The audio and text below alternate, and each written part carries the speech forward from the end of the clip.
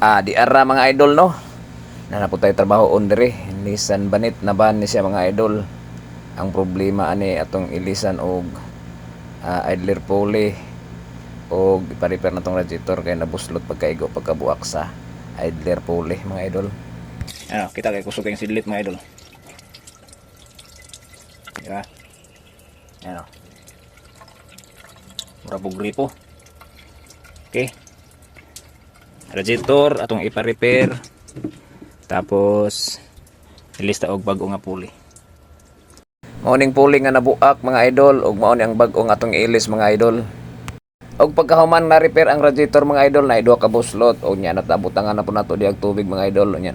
Nataod na po nato ang idler pulley mga idol. Siyempre magpaandar na dayon ta mga idol. Duha ka bukliking.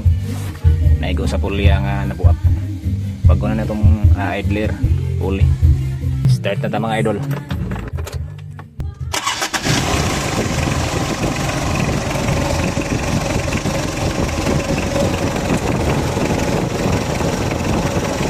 Ayos na, wala na yung leaking ang radiator mga idol.